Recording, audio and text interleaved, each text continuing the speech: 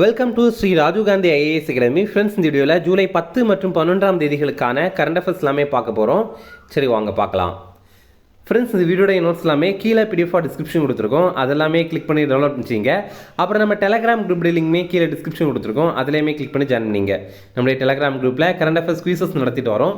நீங்களுமே ஜாயின் பண்ணி அட்டன் பண்ணிக்கலாம். ஓகே, சரி வாங்க பார்க்கலாம். ஃபஸ்ட்டு, ஆபரேஷன் கால நேமி என்ற திட்டத்தை அறிமுகம் செய்த மாநிலம் எது? இதற்கான ஆன்சர் உத்தரகண்ட். இப்போ பார்த்தீங்க அப்படின்னா உத்தரகண்டில் ஆப்ரேஷன் காலநேமி அப்படிங்கிற திட்டத்தை அறிமுகம் பண்ணியிருக்காங்க. இது அந்த மாநிலத்தில் போலி சாமியார்களுக்கு எதிரான திட்டம். காலநேமி அப்படிங்கிறது இந்து புராணங்களில் மக்களை ஏமாற்றும் போலி சாமியார்களை குறிக்கும். அப்போ உத்தரகண்ட் மாநில காவல்துறை மூலமாக இந்த போலி சாமியார்களுக்கு எதிரான நடவடிக்கை எடுக்கிற திட்டம் தான் இந்த ஒரு திட்டம். உத்தரகண்டுடைய முதல்வர் புஷ்கர் சிங் தாமி அப்படிங்கிறவர். அடுத்தது, கிரேட் நிக்கோபார் தீவு எங்கு அமைந்துள்ளது? இதற்கான ஆன்சர் அந்தமான் நிக்கோபார். இப்போ பார்த்தீங்க அப்படின்னா கிரேட் நிக்கோபார் ப்ராஜெக்ட் அப்படிங்கிற ஒரு ப்ராஜெக்ட் வந்து மிகப்பெரிய அளவில் அங்கே செயல்படுத்துகிறாங்க. ரூபாய் 72,000 கோடி மதிப்பில் வந்து செயல்படுத்துகிறாங்க. எங்கே அப்படின்னா கிரேட் நிக்கோபார் தீவு அந்தமான் நிக்கோபாரில் தான் இதை செயல்படுத்துகிறாங்க. இங்கே மிகப்பெரிய உள்கட்டமைப்பு திட்டத்தை அந்தமான் நிக்கோபார் ஒருங்கிணைந்த வளர்ச்சி கழகம் வந்து மேற்கொள்கிறாங்க.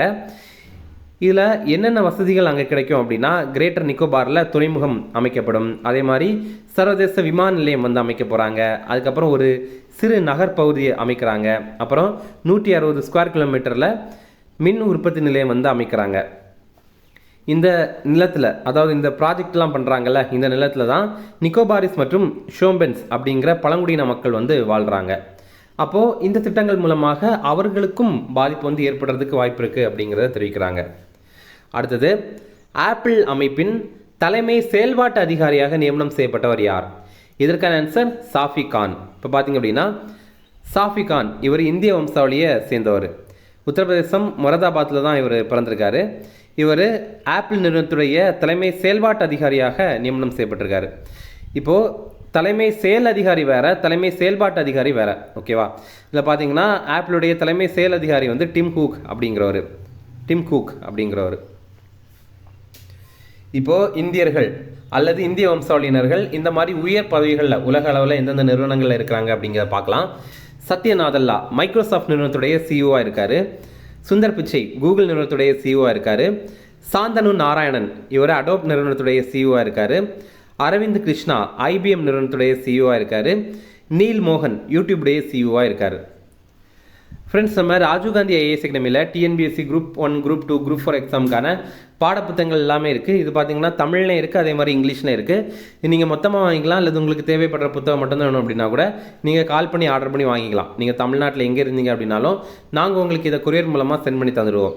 அதே மாதிரி நீங்கள் சென்னையில் அண்ணா நகரில் இருக்கிறீங்க அப்படின்னா நம்முடைய ஸ்டடி ஹால் வசதி பயன்படுத்திக்கலாம்.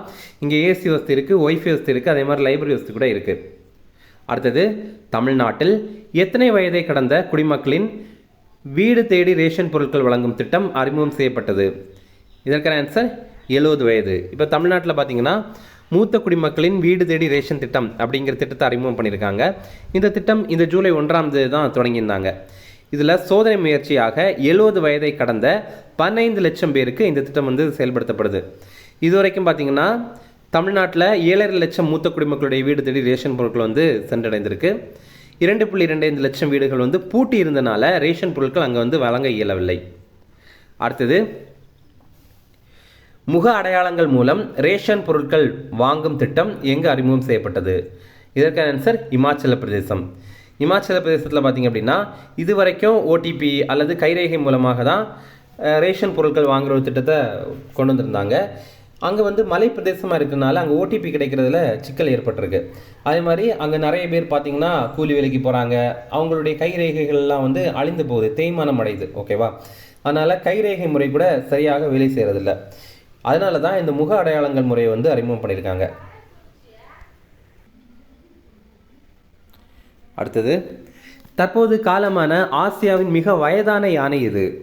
இதற்கான ஆன்சர் வத்சாலா. இப்போ பார்த்தீங்க அப்படின்னா ஏஷியாவுடைய மிக பழமையான யானை வட்சாலா அப்படிங்கிறது அது இப்போ மரணம் அடைந்திருக்கு. இது 100 ஆண்டுகளுக்கு மேலாக வாழ்ந்ததாக நம்பப்படுது.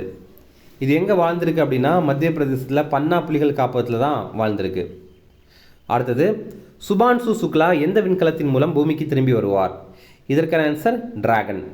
நம்ம இந்தியாவை சேர்ந்த வீரரான சுபான்ஷு சுக்லா வந்து இப்போது சர்வதேச விண்வெளி மையத்தில் தான் இருக்கிறாரு. அங்கே அவர் வந்து வெந்தயம் மற்றும் பச்சை பயிர் விதைகளை முளைக்க செய்திருக்காரு. இவை பூமிக்கு பத்திரமாக கொண்டு வரப்பட்டு ஆய்வு செய்யப்படும் அப்படின்னு தெரிவித்திருக்காங்க.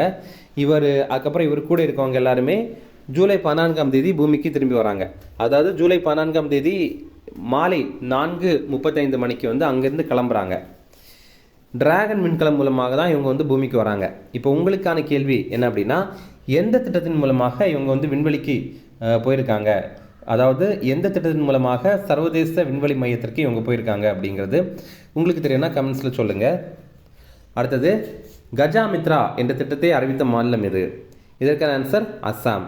இப்போ பார்த்தீங்க அப்படின்னா அஸ்ஸாம் மாநிலத்தில் யானை மற்றும் மனிதர்களிடையே மோதல் வந்து வருது. எப்படின்னா, இப்போ அஸ்ஸாம்லாம் ரொம்ப வனம் நிறைந்த பகுதியாக இருக்குது. அப்போ யானைகள் என்ன பண்ணுது அப்படின்னா, மனிதர்கள் வாழ்கிற பகுதிக்கு வருது, அவங்களுடைய விவசாய நிலத்தை வந்து சேதப்படுத்துது, அந்த மாதிரிலாம் பண்ணுது. அப்போது இதை தடுக்கிறதுக்காக அந்த யானைகளை வந்து கொல்லுறாங்க.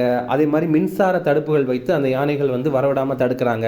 இதன் மூலமாக அந்த மின்சார தடுப்புகள் எல்லாம் யானைகள் வந்து படும்போது அது ஷாக் அடித்து இறந்து போகுது. இது மாதிரி நிறைய விஷயங்கள் அங்கே நடக்குது. ஓகேவா? அப்போது மனிதர் மற்றும் யானை மோதல்கள் நடைபெற 80 இடங்களில் இயற்கை தடுப்பு முறைகளை வந்து அறிமுகம் பண்ண போகிறாங்க. அதுதான் இந்த கஜா மித்ரா அப்படிங்கிற திட்டம். கஜா அப்படின்னா யானை, மித்ரா அப்படின்னா நண்பன் அப்படிங்கிறது தான் அர்த்தம். அஸ்ஸாமில் 2000ஆவது ஆண்டிலிருந்து 2023ஆவது ஆண்டுகளில் மனிதர் யானை மோதலால் 1400 மனிதர்கள் வந்து மரணமடைந்திருக்காருங்க. அதே மாதிரி 1209 யானைகளும் மரணமடைந்திருக்கு. அஸ்ஸாமுடைய முதல்வர் ஹிமந்த பிஸ்வா சர்மா அப்படிங்கிறவர். அடுத்தது, இந்தியாவில் தயாரிக்கப்பட்ட நீட்டிக்கப்பட்ட நீர்மூழ்கி எதிர்ப்பு ராக்கெட்டை வந்து இப்போ பரிசோதனை பண்ணியிருக்காங்க. Extended range anti submarine rocket. இது ஐஎன்எஸ் கவராட்டி அப்படிங்கிற கப்பலிருந்து பரிசோதனை பண்ணியிருக்காங்க. இது டிஆர்டிஓ அமைப்பு தான் உருவாக்கியிருக்காங்க. டிஆர்டிஓ அப்படின்னா defence research and development organisation அப்படிங்கிறது தான். அடுத்த முக்கிய தினங்கள் பார்க்கலாம். உலக மக்கள் தொகை தினம், இது ஜூலை 11ஆம் தேதி. இந்த ஆண்டுக்கான கருப்பொருள், இளைஞர்கள் தங்கள் விரும்பும் குடும்பங்களை நியாயமான மற்றும் நம்பிக்கையான உலகில் உருவாக்க அதிகாரம் அளித்தல் அப்படிங்கிறது தான். எதனால் நம்ம ஜூலை 11ஆம் தேதியை இந்த மாதிரி உலக மக்கள் தொகை தினமாக கடைபிடிக்கிறோம் அப்படின்னா, உலகத்துடைய மக்கள் தொகை 500 கோடியை எட்டிய தினம் தான் இந்த தினம். 1987ஆவது ஆண்டு ஜூலை 11ஆம் தேதி இந்த உலகம் வந்து 500 கோடியை வந்து எட்டியிருக்கு மக்கள் தொகையில். இந்த ரிவிஷன் பார்க்கலாம். ஆப்ரேஷன் காலநேமி என்ற திட்டத்தை அறிமுகம் செய்த மாநிலம் இது? இதற்கான ஆன்சர் உத்தரகாண்ட். அடுத்தது, கிரேட் நிக்கோபார் தீவு எங்கு அமைந்துள்ளது? இதற்கான ஆன்சர் அந்தமான் நிக்கோபார். அடுத்தது, ஆப்பிள் அமைப்பின் தலைமை செயல்பாட்டு அதிகாரியாக நியமனம் செய்யப்பட்டவர் யார்? இதற்கான ஆன்சர் சாஃபி கான். அடுத்தது, தமிழ்நாட்டில் எத்தனை வயதை கடந்த குடிமக்களின் வீடு தேடி ரேஷன் பொருட்கள் வழங்கும் திட்டம் அறிமுகம் செய்யப்பட்டது? இதற்கான ஆன்சர் 70 வயது. அடுத்தது, முக அடையாளங்கள் மூலம் ரேஷன் பொருட்கள் வாங்கும் திட்டம் எங்கு அறிமுகம் செய்யப்பட்டது? இதற்கான ஆன்சர் இமாச்சல பிரதேசம். அடுத்தது, தற்போது காலமான ஆசியாவின் மிக வயதான யானை எது? இதற்கான ஆன்சர் வத்சாலா. அடுத்தது, சுபான்ஷு சுக்லா எந்த விண்கலத்தின் மூலம் பூமிக்கு திரும்பி வருவார்? இதற்கான ஆன்சர் டிராகன். அடுத்தது, கஜாமித்ரா என்ற திட்டத்தை அறிவித்த மாநிலம் எது? இதற்கான ஆன்சர் அஸ்ஸாம். அவ்வளோதான் ஃப்ரெண்ட்ஸ். இந்த வீடியோ பிடிச்சா கண்டிப்பாக லைக் பண்ணுங்கள். நம்மளுடைய சேனலுக்கு சப்ஸ்கிரைப் பண்ணி வச்சுங்க. உங்களுடைய நண்பர்களுமே ஷேர் பண்ணுங்கள். கண்டிப்பாக இது அவங்களுக்கும் பயனுள்ளதாக இருக்கும். அடுத்து பார்த்தீங்கன்னா, இனிமேல் உங்களுக்கு என்னென்ன வீடியோ வேணும், எந்த மாதிரி வீடியோ வேணும் அப்படிங்கிறது நீங்கள் வந்து கமெண்ட்ஸில் சொல்லுங்கள். நம்ம வந்து கூடிய சீக்கிரம் அந்த மாதிரி வீடியோ போடுறதுக்கு ட்ரை பண்ணுறோம். Okay, thank you.